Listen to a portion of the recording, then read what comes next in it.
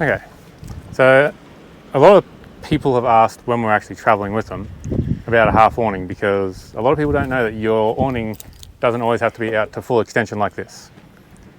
And it's good for when you actually want to, I don't know, hang out washing or just have a bit of shade out of the sun, but not actually have a full awning out in the breeze. Yeah, so if it's like if you don't have a lot of room, sometimes in caravan parks you don't have much room, or even if it's really windy and you just don't want a chance losing your awning while you've gone out. Sometimes, you know, you're a bit funny about it even if it's pegged down. Yeah. All right, to make this easier, we're going to start again so that you can see how to do it from the start. Yes, from fully packed away. So realistically, it's a pretty simple job. You literally just pull out your awning like you normally do.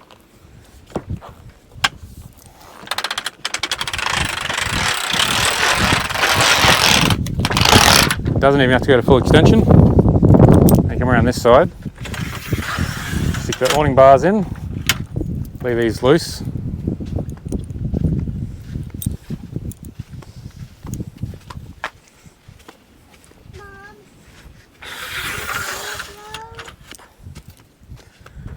Now that they're both locked in, it's literally just a matter of winding it back up again.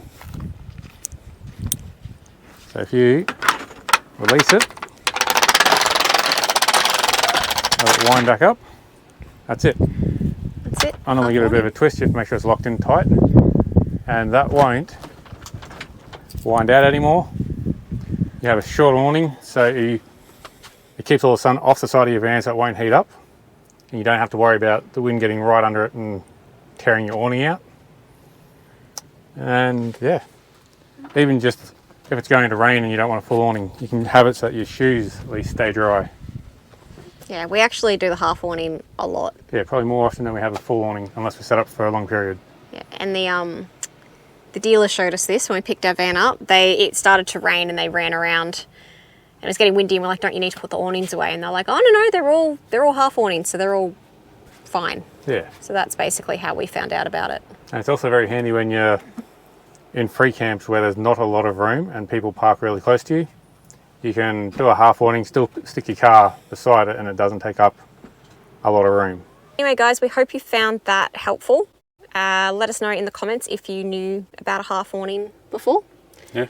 And yeah, subscribe for more short videos, or let us know if you have any particular questions and hopefully we can get to them soon. Thanks.